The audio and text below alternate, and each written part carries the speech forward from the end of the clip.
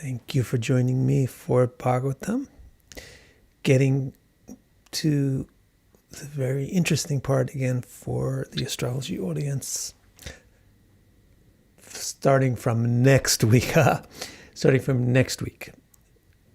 Next week we are fully back into the astronomy section, and this is really... The previous astronomy session was very... geometric, like geological, very much about Earth. The upcoming section is going to be about other stuff besides Earth, and then it'll get into zodiac and nakshatras.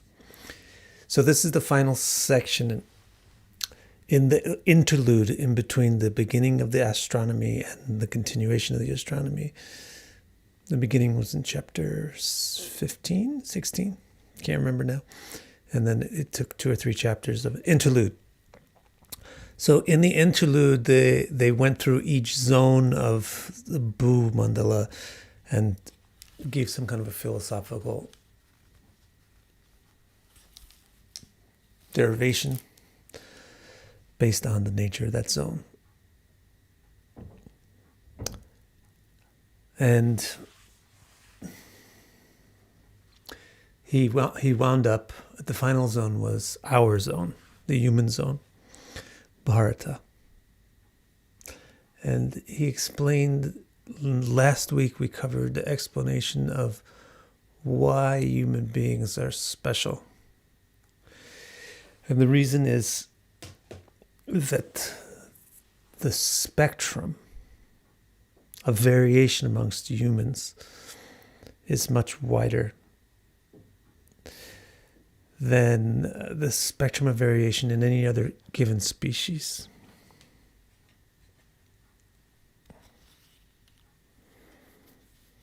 Thank you, Pritam.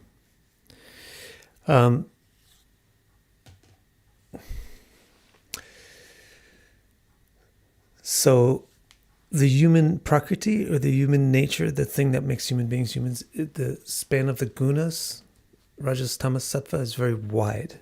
You can have human beings that are very tamasic. You can have human beings that are very rajasic. You can have human beings that are very sattvic. This doesn't occur in other species. The variance in the species is very limited compared to humans. So that was in the last segment. Shukadev was explaining that because there's so much variation in humanity, that means that humanity has much more option. A human being has much more option or freedom of choice than any other species. Human beings have more freedom of choice than animals, of course, but also than gods. Because there's much more range of possibility for a human. So because there's much more range to the human nature, there's therefore much more range to human choice. There's therefore much more range to human action. There's therefore much more range to human progress, like what it can result in, what humanity can result in, is a much bigger range than, say, what a snake can result in, or what an angel can result in, Gandharva. So human beings can produce anything from hells to heavens, and even to liberation. So that's the catch-up on what we've been doing so far. Now for the new material. Let me switch over to that.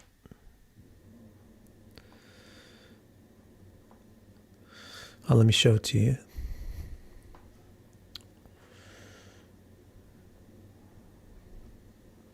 All right, so today is the gods praise humans.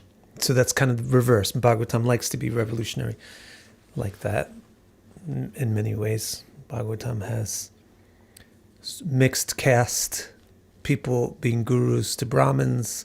Bhagavatam has young people being gurus to old people, and so forth and so forth and so forth. Loves to do stuff like that. Here you're going to hear Bhagavatam is presenting the reverse of the normal scenario. The normal scenario is human beings praise the gods. But here the Bhagavatam gives a section where the gods are going to praise the humans. This is one of the more famous sections from the astronomy section, actually, amongst non-astronomers. So this section is going to clarify another reason why human beings are special and why human beings are really the hub of the karmic wheel. Etad eva hi deva gayanti. Aho amisham kimakari shobhanam. Prasanna esham sviduta swayam harihi.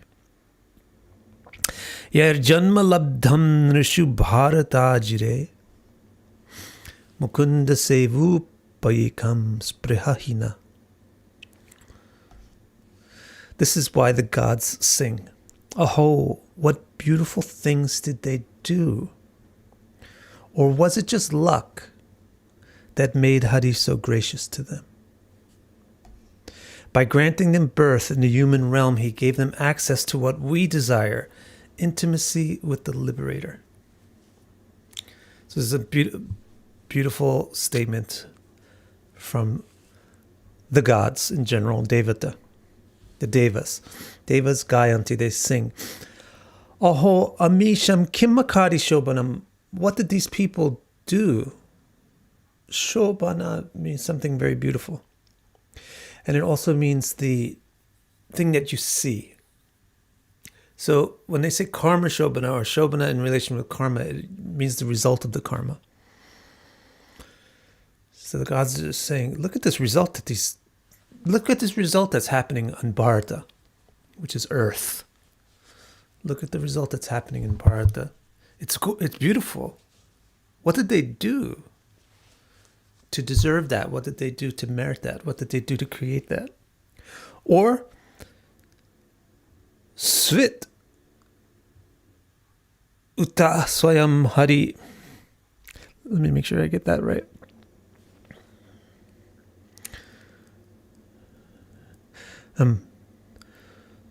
Or is it just prasanna, Hari prasanna swayam? Or was it just some luck swit? Or was it just something on Hari's part? Maybe they didn't do anything to deserve this, but Hari just wanted it this way for some reason. They're not sure what the reason is. Like when you see somebody that's very lucky, say you have some picture in your head of an ideal spouse and you see somebody who has exactly somebody just like the ideal spouse, and you think, oh, what did that person do to get that such an ideal spouse? Or were they just lucky? Or maybe that ideal person somehow loved them for some reason. That's what the gods are doing here. They're saying, look at these human beings. What's available to them is amazing. How did they get that? Did they do something special, or did they just get lucky, or how do you just give them a gift? Like, what happened? How did they get this? So what is the luck, though? The gods say, Mukunda Seva Upakaya. So the human beings are the upaya, or the means. Humanity is the means of achieving Mukunda Seva. Seva does not mean work. Seva does not mean service in that sense. Seva means intimacy, intimate contact, and the stuff that happens in such an intimate relationship. That's Seva. Mukunda Seva. Mukunda means the giver who gives mukti. And it also means the person whose mukha is kunda, looks like a lake or looks like a lotus. Looks like a flower. So it's the lotus-faced liberator. That's Krishna, that's Vishnu. So human beings have access to that. And the gods say, that's what we want. So it's a very interesting upside downism. The normal understanding of things is that human beings want what the gods have, which is basically like really great drugs and really great parties and really great sex. And human beings want that, and so human beings praise the gods all the time. But here's the reverse. Bhagavatam throws that upside down and says the gods actually are wanting what human beings have, which is access to Mukunda Seva. Now, the gods are going to explain why they feel that human beings have better access to Mukunda Seva than they do.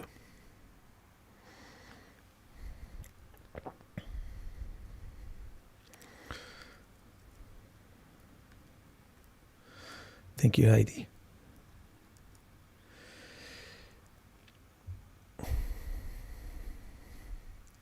Kim dushkarair na kratubis tapo vratair. Dana dibirva dyujanyena polguna. Na yatra narayana pada pankaja smriti pramushtati shayendriyotsavat. Who cares about our abundant charity, difficult vows and austerities, and elaborately complex sacrifices? What did they reward us with except a phony, superficial paradise in which our thoughts of Narayan's lotus feet are stolen by an incredible sensual festival? So when the gods say, these human beings, they have great upaya, which means they have good medicine. Like they have good access to the best medicine.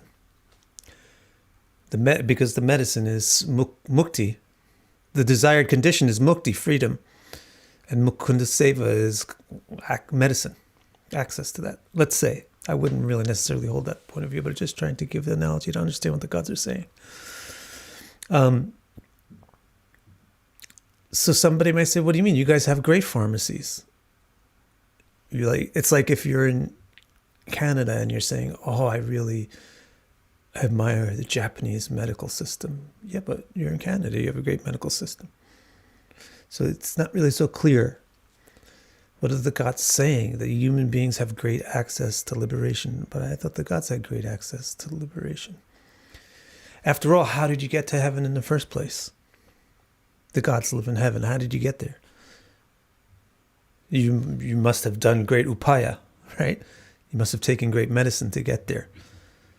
So here they say, the stuff that we did and the stuff that we do doesn't really give any special result. And even heaven itself is not really a special result. But the stuff that human beings can do and the stuff that human beings can get as a result of what they do is actually truly special. So they say that their kratu. Kratu is a Vedic ceremony. And Vedic ceremonies are so difficult to do. I mean, if you ever dabble in like magic or something, it's not that easy to do even a simple ritual. You have to go like to some smelly witchy shop in New York City and buy some like eyes of toads and things. There's all this stuff you need. If you dabble in any kind of ritualism or ceremonialism, it is really difficult. If you really do it, you have to like fast for 6 days.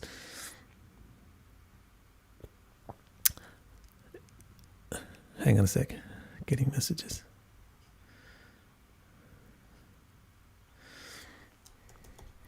Gotta send a nice message to my wife. All right. So what were we saying? We were saying, hey, Alf. So, yeah. The ceremonies are really difficult. It's really difficult. So they're described as dushkarar kratubi. And what the gods are saying is, yeah, we perform these really difficult ceremonies, right? So you might think that we're better than humans. Indra can do 100 ashwamedas. We're human beings. You have to be an emperor to even be able to do one. So Indra's position must be superior. It must be better to be Indra than it is to be even an emperor. Because Vedic ceremonies give great results, right? The gods, though, they're educating. And they're speaking from the position of somebody who knows. It's just like if you think I want to be rich and famous, then you can say, yeah, look at all these rich and famous people. They're still creeps. And they're still depressed. So if a rich and famous person is telling you something like, what's really important in life, then it kind of gives you an idea that being rich and famous wasn't really the thing that was important. So they say, yeah, we did kratubi, we did tapas, we did vrata, we did tapavrata, we took great vows of austerities, dushkrayar tapavrata.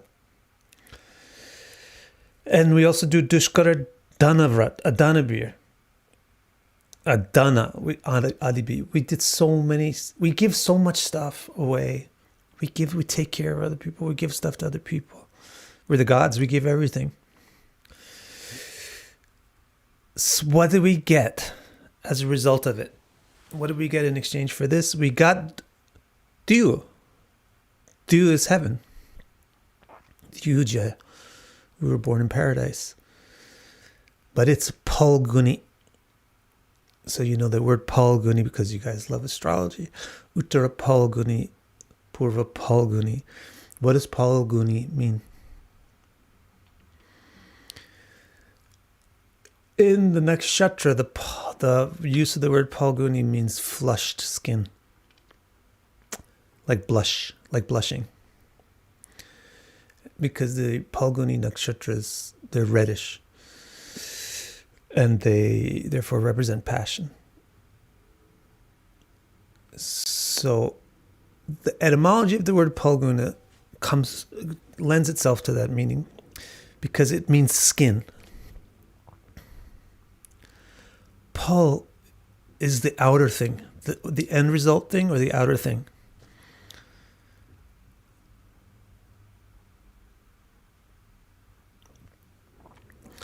So something which is Palguna is something which shows itself on the outside, but may not have something on the inside. Where everything is coming out. So Palguni nakshatras are expressive, artistic, etc., because everything's coming out. But in the Vedic context for philosophy, Palgu usually means fake. Like the way that we use the English word skin deep, or superficial, or external, the way we sometimes use the word external, superficial, shallow, skin deep. That's the meaning of the word. That's the context of how the word Palgu is used in Vedic philosophy. So what they're just using this word Palgu to describe their Diyu, their paradise. They say it's a phony paradise. Why is it a phony paradise? Because everything that's paradisic about it is just external and superficial. Great drugs, great parties, great sex. And what is so unique about that? That's the same thing you can find in Las Vegas. So why do we even have to bother to go to a different planet? Whatever it is, different realm, different plane.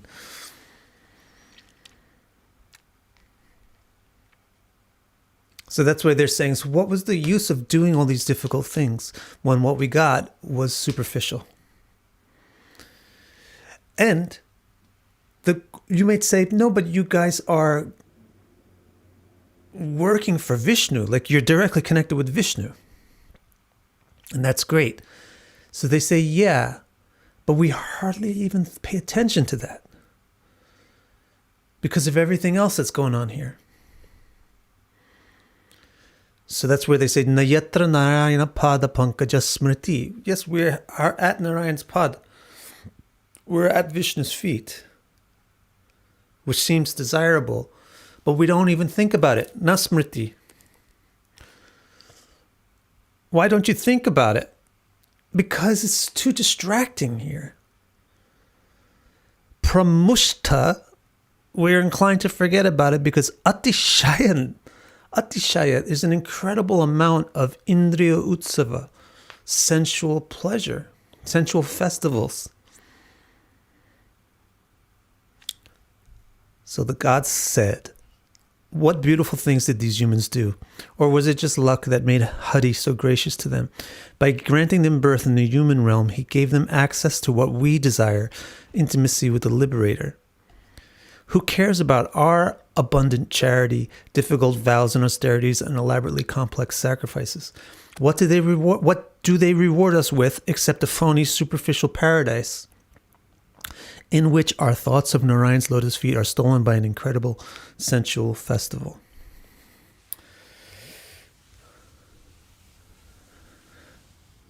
"23rd text. Kalpayusham sthana jayat punar bhavat kshanayusham bharata bhujayovaram kshanena martyena kritam manasvina sanyasa sanyantya bhayam badam hare." We are born in a realm where we live for 1,000 ages before being born again. But the short life available in the human realm is better. So this is the part where they're going to explain the other thing about humanity that makes humans the center of the karmic wheel, and therefore the exit point from the karmic wheel, the primary exit point. The first thing was that the human beings has so much freedom of choice compared to other species. And now this new thing that they're bringing up, speaking from experience, it's about lifespan and intelligence. Intelligent and short-lived mortals give up everything to completely embrace the perfect position of Hari. So humans are intelligent. That's the distinguishing characteristic of humans from subhumans. And intelligence is noticed in the utilization of speech and the ability to, and the having of hands. These two things are really obvious. There's a couple of blurry places where you have things like elephants, gorillas, things like that, where you have animals that are almost like humans, kimnara. But they don't have speech. They don't have verbal speech. Or you may have some animals that have complex verbal systems, but not hands. But human beings have entered a different tax bracket of intellect.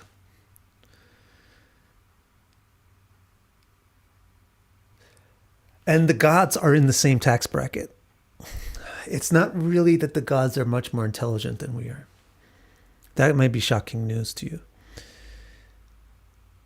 The gods are not really that much more intelligent than humans. In one sense, there's several aspects to intelligence. One is perceptual intelligence, and the other is like cognitive intelligence. So the gods have expanded perception compared to humans, and they interact with reality with a different, you may say, higher grasp of what it is, mechanically speaking. They understand the mechanics of the universe in a way that makes the universe much simpler. And therefore they can do things with it that human beings wouldn't be able to do. But the intelligence, that's the perception. The gods have a vastly different or superior perceptual range than human beings, but not a vastly different intellectual range. The ability of human beings to understand concepts is just about the same as the ability of gods to understand concepts. The primary difference between the human tax bracket and the gods' tax bracket is not about intelligence. That's why gods look like human beings and have the same basic sensory array and everything. It's not intelligence, it's lifespan. The primary distinction between gods and humans is just how long you live. So they explain we live for a kalpa ayusham. The amount of time that's in a kalpa is so ridiculously long that it's longer than human beings know about. Gods live for longer than human beings have comprehension of history. It's 1,000 cycles of Chaturayugas. And Chaturayugas are 4 million years each. So you're talking about 4 billion years. That's their lifespan. It's huge. But they give a hint, like, so we live kalpayushan sthanajayat punarbhavat, before we get born again.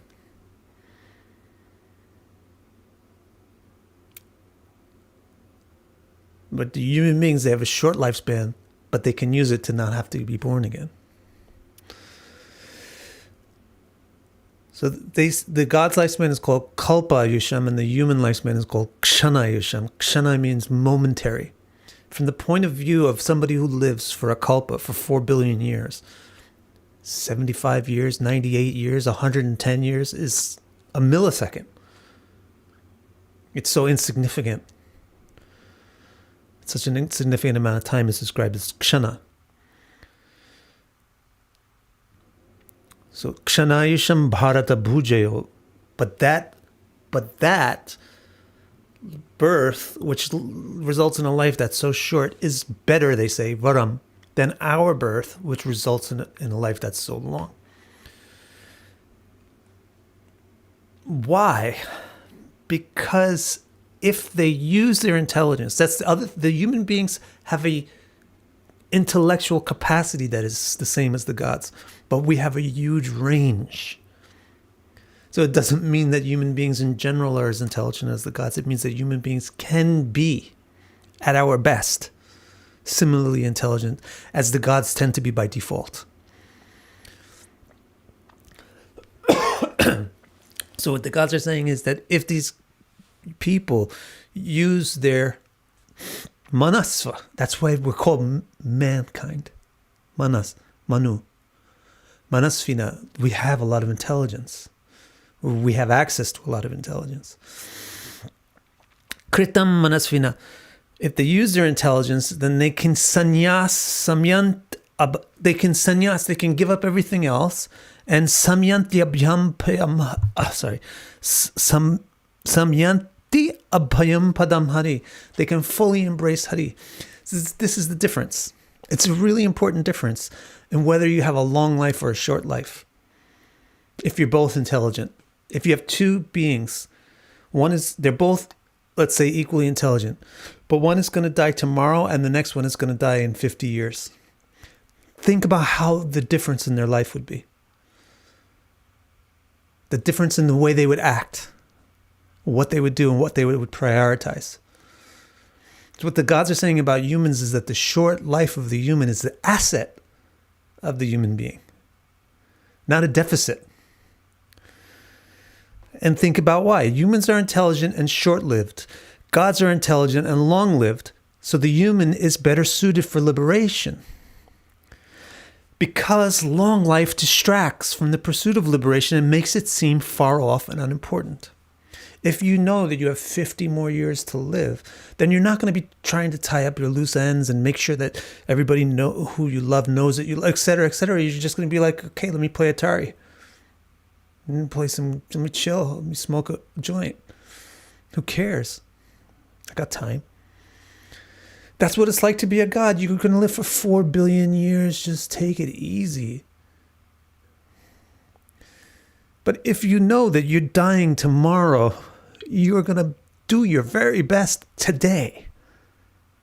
And you're not going to care about little things. You're going to care about only the most important stuff. That's the asset of human beings. That our life is short, but we're intelligent. It's the perfect recipe for liberation.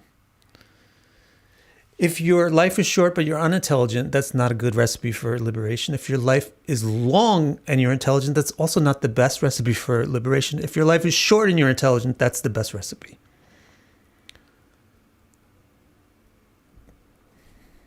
Make sense? Let me see.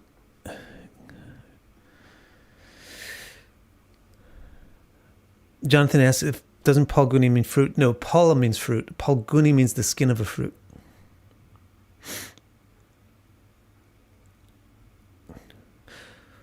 Jonathan, were the gods at one point human beings who performed enough yajnas so their karmas allowed them to be born in heaven? Yes, that's what they're talking about.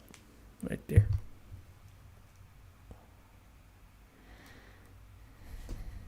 Give me a second. Check this out.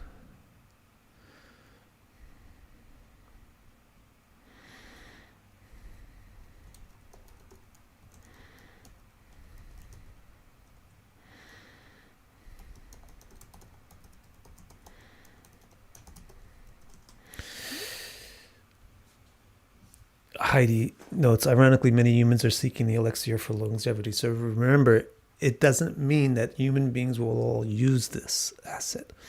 And in fact, it makes it all the more tragic.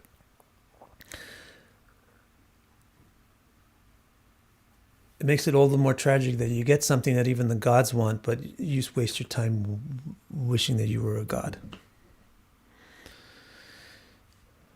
Right, I'm yours. I'm yours. Let's go on. So let's see what they've said so far. Oh, what beautiful things did they do? Or was it just luck that made Hari so gracious to them? By granting them birth in the human realm, he gave them access to what we desire, intimacy with the liberator. Who cares about our abundant charity, difficult vows and austerities, and elaborately complex sacrifices? What did they reward us with except a phony, superficial paradise in which our thoughts of Narayan's lotus feet are stolen by an incredible sensual festival? We are born in a realm where we live for 1,000 ages before being born again. But the short life available in the human realm is better. Intelligent and short-lived mortals give up everything to completely embrace the perfect position of Hari. Nayatra vaikunta katha sudapaga Nasadhavo bhagavatas tadashraya Nayatra yagnesha makha mahotsava Suresha lokopi navai sasevyatim yatam. This is now them talking about two things at once. It's not, because human beings have a huge spectrum of them, it doesn't guarantee that your birth as a human is lucky. But you have an option. You have the possibility to make it better than a birth as a god. So simultaneously, they're saying that it's not. We don't just wish that we were any human. We wish that we were this intelligent human that's using the human life for what it's really best designed for. And also, they're simultaneously saying we wish we were just a human anyway, compared to being a god. So the way that they say it is very beautiful. Not where the libations of Vaikuntha tales cease to flow. This should be cease, right? Not where the libations of Vaikuntha tales cease to flow, nor where Bhagavata sadhus fail to avail of it. Not where there are no feasting festivals for the master of sacrifice. We don't want to be a part of that place, even if it is world of god masters. The gods use this metaphor because their world is full of feasting and drinking. What is paradise? It's really great drugs, it's really great parties, it's really great sex. So that's what they're doing right now with this metaphor. They're using the metaphor of drugs, parties, and sex. So they're saying, Vaikuntha, they want whiskey flowing, like we would say, let the drinks flow. So this flow, but what brand? Vaikuntha Katha.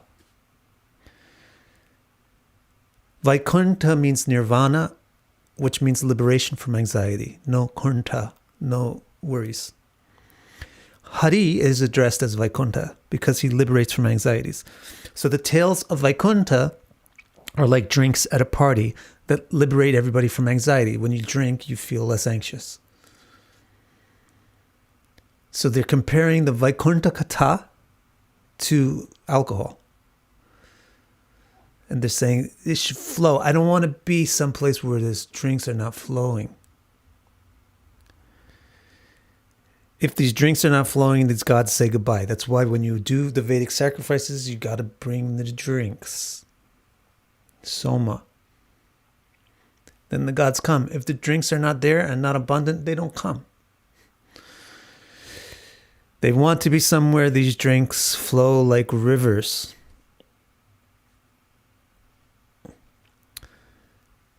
Then they have another stipulation. It's about Bhagavat sadhu. The word sadhu means good. That's what sadhu means. It means good. Good people are called sadhu. The word Bhagavata is a Bhagavata sadhu. The word Bhagavata refers to someone or something that has relationship to Bhagavan. Bhagavat, Bhagavat. Bhagavan, Bhagavat. Somebody that's related to Bhagavan is Bhagavat. So the phrase Bhagavata sadhu therefore refers to good people with a direct relationship to Bhagavan. So this is people, in the analogy, this is party people, people that know how to drink, people that like to drink, people that drink, drinkers. You don't want to party with people that are going to pass out after one drink at 10:30 at night. You want to party with seasoned vets. You don't want to party with people that are scared to dance. You want to party with people that dance for a freaking living. That's a party. So what the gods are saying is we want to be somewhere where these drinks are flowing and where these people are dancing. We want to be where the Vaikuntha Katha is flowing and the people are into it. They're drinking it. The gods say they do not want to be at a party with drinks but no revelers. They want to be somewhere where the drinks are flowing and good drinkers are swimming in it. They make a similar analogy for feasting. Then they say that there should be, where's the feasting? Not where there are no feasting festivals for the master of sacrifices. Maha Mahotsav for Yagyesha. So bring the feast, bring the drinks, bring the party. That's where we want to be. That's a very natural thing for a god to say. But what they're saying is the real party is Yajna, Vishnu. And the real drink is Kata, Vishnu Kata. And the real party person is the Bhagavata sadhu. We want to be in there, in that party. We don't want to be a part of another place with other kinds of parties.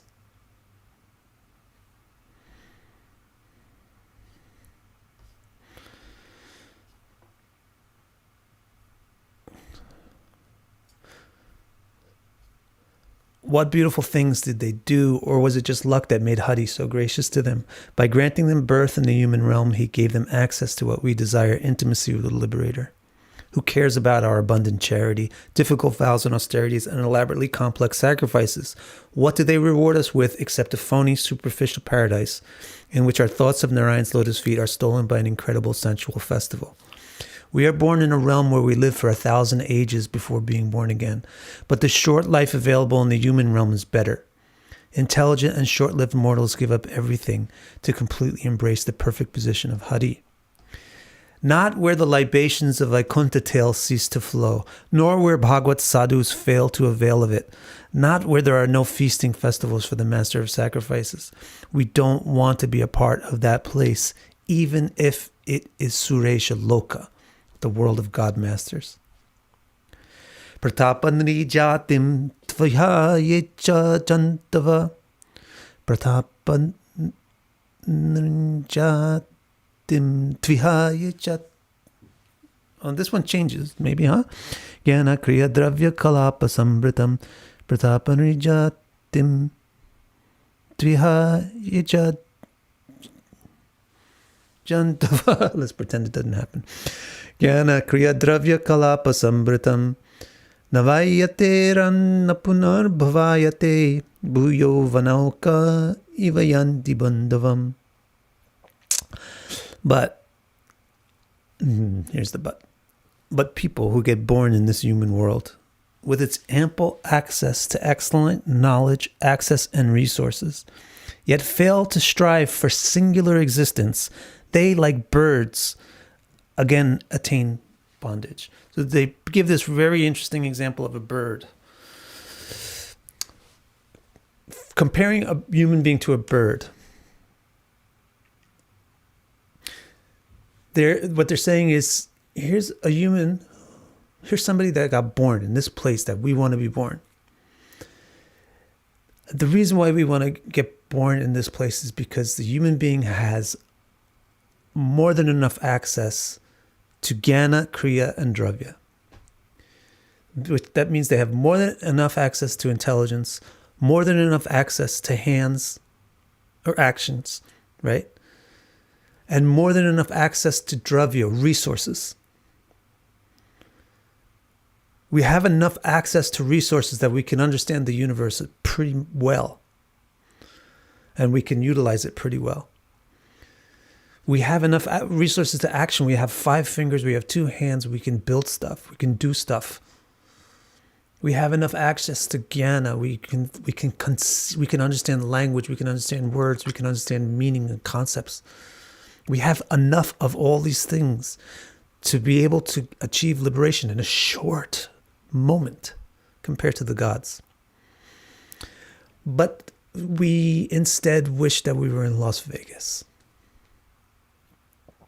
We want Jack Daniels, strippers, and Kentucky Fried Chicken, instead of Vishnu Katha, Sadhu party, and Bhagavad Prasad. So what are we similar to? We're similar to a bird. What is that? What is that analogy? A bird has wings. Therefore, a bird can achieve mukti. A bird can fly out of the forest, get off the ground. So birds, the gods use a bird here as in this analogy, because the bird can achieve mukti, can get freedom, because he can fly away. But if the bird doesn't use his wings and just hops around on his feet, then the cat is going to pounce on that bird.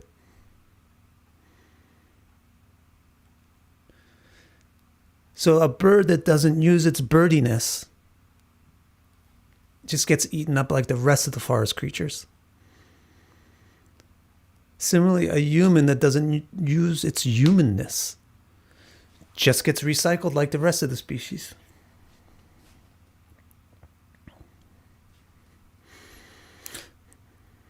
People who get born in this human world with its ample access to excellent knowledge, action, and resources, yet fail to strive for singular existence.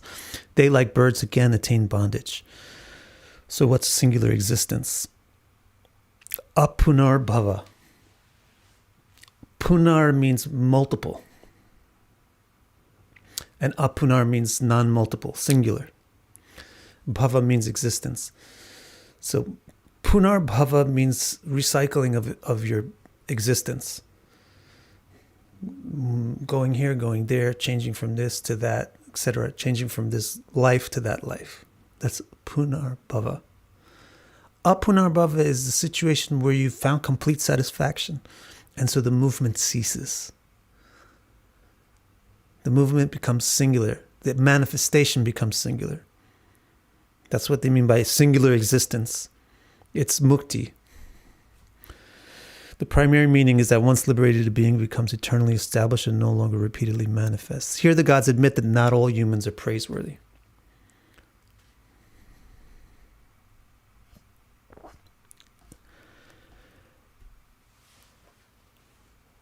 Yai shraddhaya barhishi bhagasho havir niruptamishtham vidhi mantra vastuna ekapratannam abhir ahuto muda gharnanti purna swayam ashisham prabhu.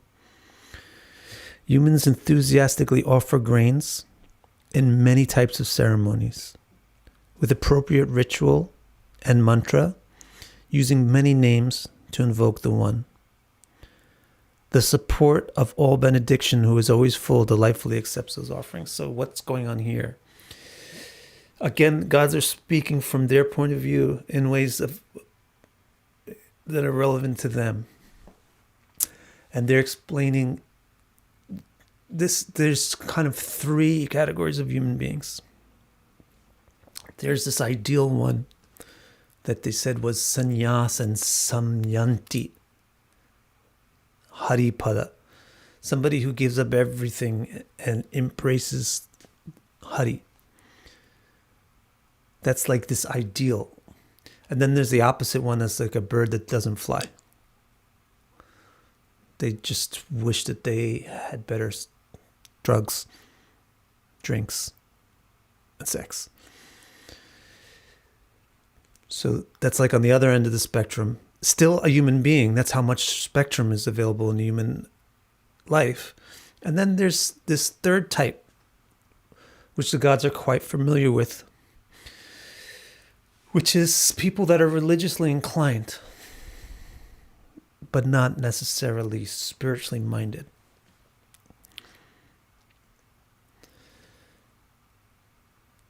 So what they say from their point of view is, we see all these human beings, Shraddhaya Barhishi Bhagashohavi, they're very faithful, Shraddhaya, or very enthusiastic or religious.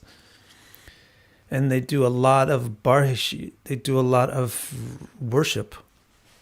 They do a lot of ceremonies. And they offer havi, which basically means they offer a lot of food. They offer a lot of grains. They do a lot of sacrifices. And they do it with vidhi mantra, vastu, with real vidhi and real mantra, ishta, very proper.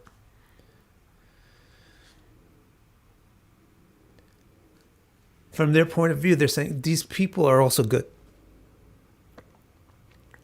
We like these guys, and we wouldn't mind being born as a human like that.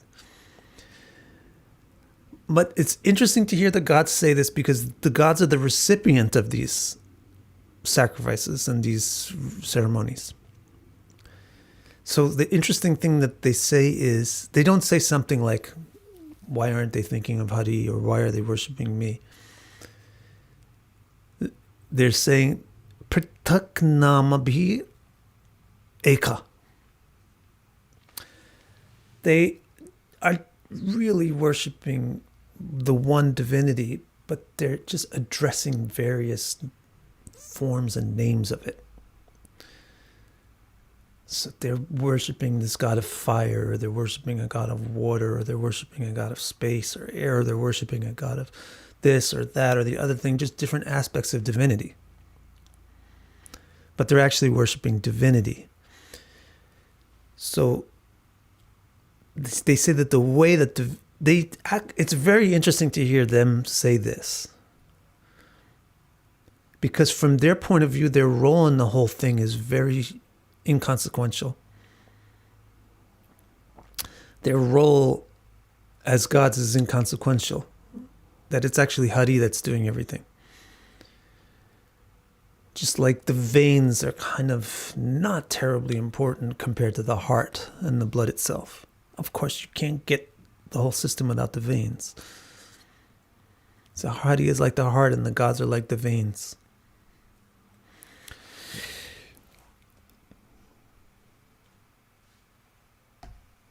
While some humans do not avail of their opportunity for liberation, others do, yet somewhat indirectly, by worshiping gods to attain particular goals. And what he says is that the support of all benediction, the Ashisha Prabhu. So the word Prabhu is very cute. It's a nice word. It means the person who supports. Bhu is also the word for earth, right? Or the world, the place in which you live. Prabhu means the one who gives the bhu. Or the one who gives you a ground, the one who supports you is called Prabhu. Ashisha Prabhu means the one who supports the fulfillment of your desires. That's how the gods are addressing Vishnu, Hari. I kind of like that. And they're saying he's the one who's the benedictor, the fulfiller of desires. he fulfills the worship of the gods. Because the worship of the gods isn't really a worship of a god, it's a worship of God.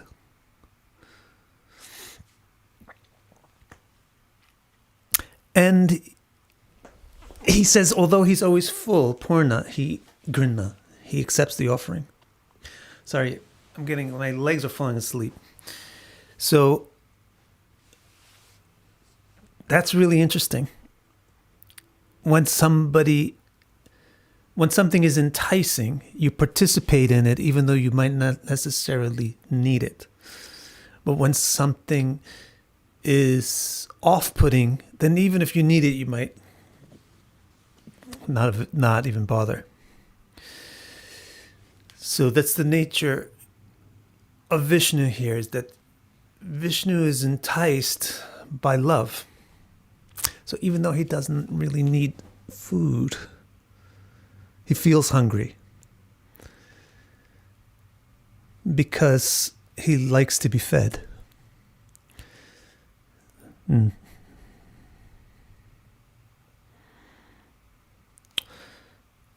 Heidi, aren't alcohol, stripper poles, and KFC forms of escapism and embracing fantasy? What you are teaching about is healthier. I don't understand. Basically, what people want is drugs. Basically, what people want is happiness, right? And basically, the way you get it is by partying, right? And that's basically what's going on in heaven, is partying. Is it escapism? You could analyze it as such because you and I are living in a difficult condition of ignorance, of non-self-knowing. And so our pursuit of happiness is like an emergency distress of relief from the suffering. So you could call it escapism. But happiness itself is not escapism, or enjoyment itself is not escapism. Because enjoyment itself is also an expression of an inner state. There's two ways to party. There's two ways to party. Or there's two ways to be drunk. One is because you're miserable, and the other is because you're really happy. Some people get drunk to celebrate a birthday, right? Or some people get drunk because they just got fired, or they just got a divorce or something. So joy or enjoyment and so forth, it can either be an expression of fullness or an attempt to avoid emptiness. So that's why you're not going to find gods or even God or the ultimate divinity to be not enjoyable. The enjoyment is going to be off the scale. It's going to off the charts because it's an expression of celebration. And if you look at that from afar and you think, this guy's partying, he must have a want or a need, or it be escapism. Of course, for people in Vegas, it's mostly escapism. And that's why the gods say, what do we have, really? What did we get from all of our upaya? What did we get? We got a really long break. But Punarbhava, it's gonna be over, and it's gonna happen again, that we're gonna need to get out of a mess again.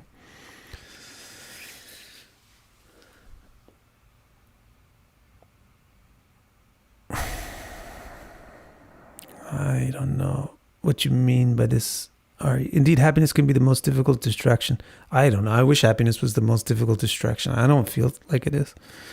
Indeed, happiness can be the most difficult distraction to overcome in our attempts to concentrate on that. I don't think so. Rupa Goswami advises in Bhakti Rasamrita to be happy. So I don't think that happiness is a terrible distraction. But the gods are saying, what the gods said was that Narayana Pada Vismrti Atishayana Indriyotsava, because of excessive sensual partying, they can't really remember anything else. So it's not happiness, which is a distraction. It's pleasure. It's ironic. It's pleasure which can be a distraction from a greater pleasure. Inferior pleasures can be a distraction from superior pleasures. Similarly, superior pleasures can be a distraction from inferior pleasures. That's really what it boils down to.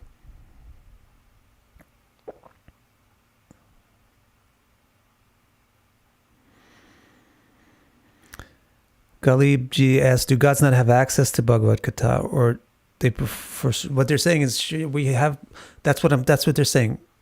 Again, I'm sure you came in at some point after the stream started, but so we will review the previous verses.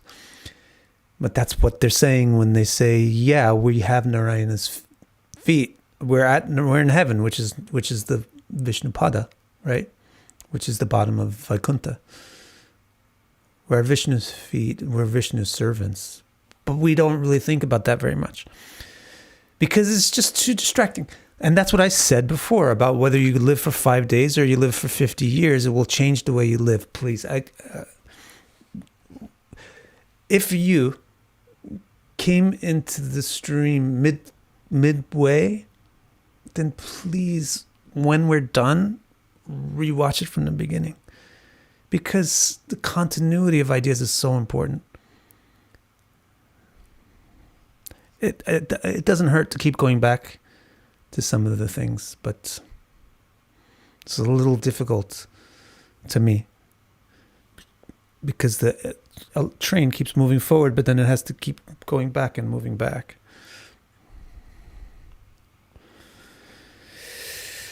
So let's go back from the start and see what they say. This is why the gods sing, oh, what beautiful things did they do? Or was it just luck that made Hari so gracious to them? By granting them birth in the human realm, he gave them access to what we desire, intimacy with the liberator.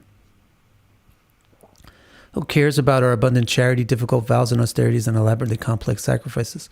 What do they reward us with except a phony, superficial paradise in which our thought of Narayan's lotus feet are stolen by an incredible sensual festival? We are born in a realm where we live for 1,000 ages before being born again, but the short life available in the human realm is better. Intelligent and short-lived mortals give up everything to completely embrace the perfect position of Hari. Not where the libations of Vaikuntha tales cease to flow, nor where Bhagavat sadhus fail to avail of it, nor where there are no feasting festivals for the master of sacrifices. We don't want to be a part of that place, even if it is the world of god masters. That's my favorite statement. But people who get born in this human world with its ample access to excellent knowledge, action, and resources, yet fail to strive for singular existence, they, like birds, again attain bondage. Humans enthusiastically offer grains in many types of ceremonies, with appropriate ritual and mantra, using many names to evoke the One. The support of all benediction, who is always full, delightfully accepts these offerings. Satyam dishatyartitam artito ninam naivartado yat punar artita yata. Isn't it worth it to read the Sanskrit? Satyam dishatyarhitam arhito nrinam naivartado yat punar artita yata. Swayam vidate bhajatam manichitam ichapidhanam nijapada pallavam. You just can't translate this. You just can't translate that beauty. The way he delivers the desired to the desirous is factual. It certainly doesn't leave them wanting more. Because although unrequested, he gives himself to the worshipper, eclipsing their desires with the blossom of his feet. So this is continuing from the previous thing. Human beings have a lot of them have some inclination to turn to God for some reason or another.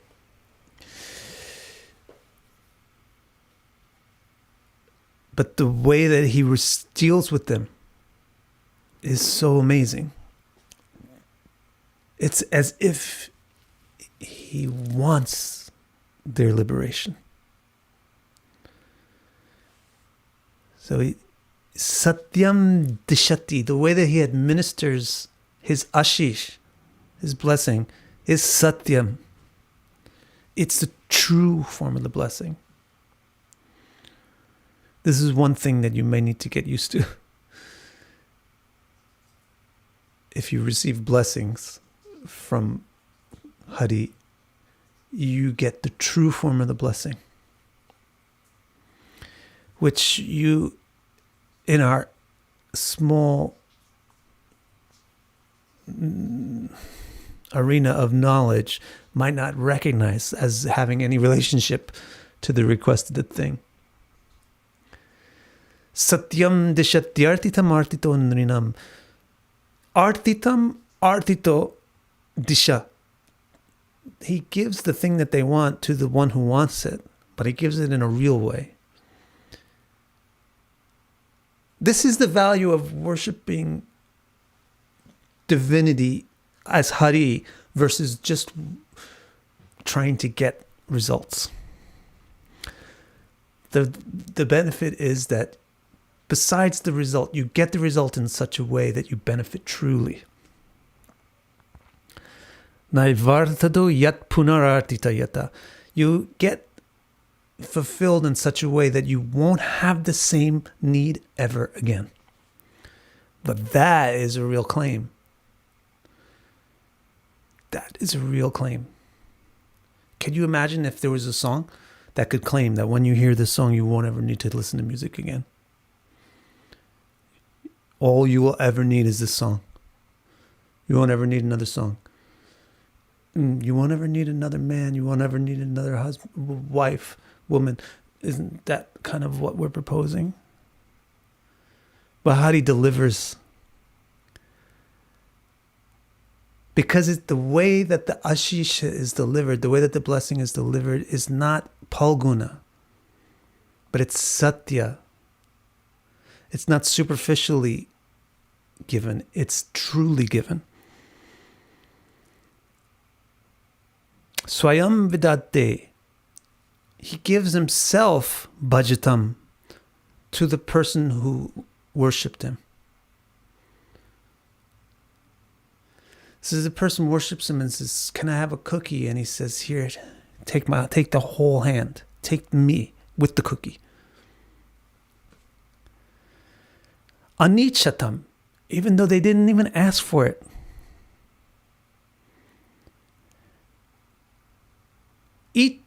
Anichtam ichapidanam. The way, it's like if you go to a store trying to buy a pair of shoes, but once you get there, you see this incredible outfit that's on sale and it's in your budget, and you forget about shoes because you got this amazing outfit, right? That's what it's like to approach Hari for material benedictions. You go asking for a cookie, and then all of a sudden you see this amazing thing that eclipses the desire for the cookie.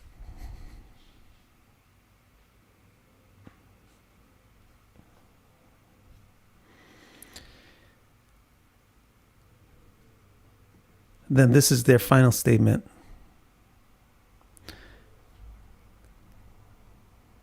Yad yatra na swarga sukha visheshitam svishtasya suktasya kritasya shobhanam tena janabhe smriti majjananyasat varshe harir yad bhajatam sham tanoti.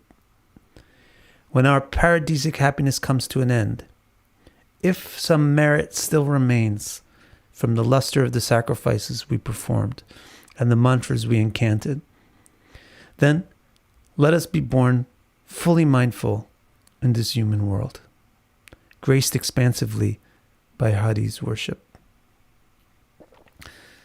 So that's their final thing, is like, I ain't gonna wait. I have a lifespan that's gonna last for 4 billion years. But when it's done, I want to be in that place. I want to be born there. Not just as anyone, but as Smritimat, as the ideal human. I want to be born as a human that really has their priorities straight.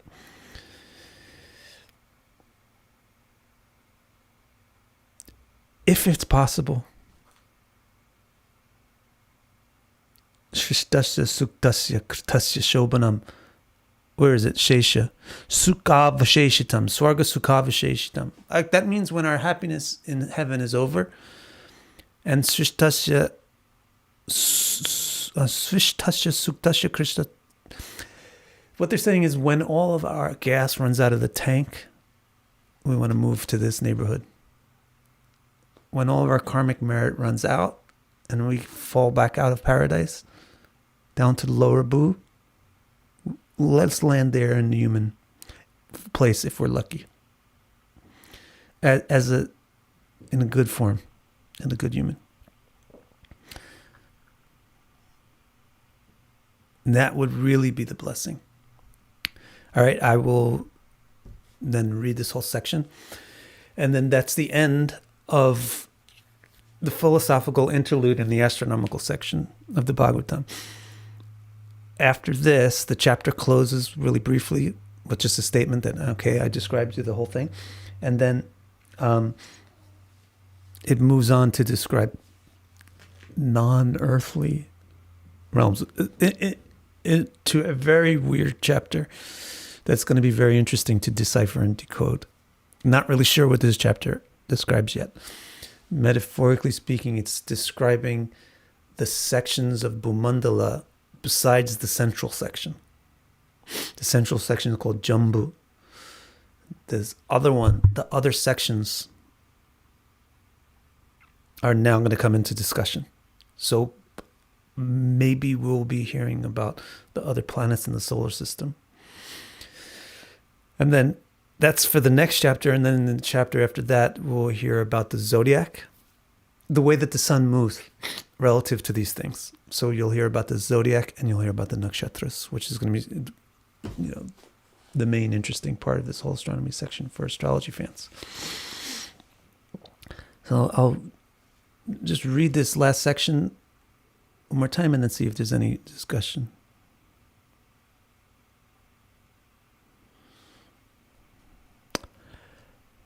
This is why the gods sing. Oh, what beautiful things did they do? Or was it just luck that made Hari so gracious to them? By granting them birth in the human realm, he gave them access to what we desire. Intimacy with the liberator. Who cares about our abundant charity, difficult vows and austerities, and elaborately complex sacrifices? What do they reward us with except a phony, superficial paradise in which our thoughts of Narayan's lotus feet are stolen by an incredible sensual festival? We are born in a realm where we live for 1,000 ages before being born again. But the short life available in the human realm is better.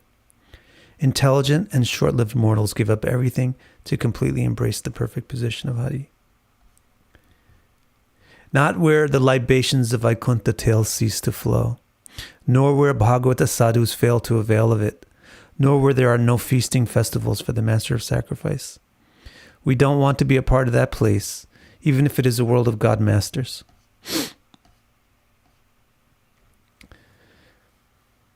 But people who get born in this human world with its ample access to excellent knowledge, action, and resources, yet fail to strive for singular existence, they, like birds, again attain bondage. Humans enthusiastically offer grains and many types of ceremonies, with appropriate ritual and mantra, using many names to invoke the One. The support of all benediction, who is always full, delightfully accepts these offerings. The way he delivers the desire to the desirous is factual.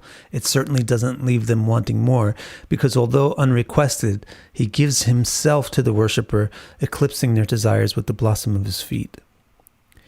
When our paradisic happiness comes to an end, if some merit still remains from the luster of the sacrifices we performed and the mantras we incanted, then let us be born in fully mindful in this human world, graced expansively by Hadi's worship. So if you came in midway or something, I wholeheartedly request you to watch it from the beginning, because this sequence, all those points were explained fully in sequence. Thank you so much. That'll be it.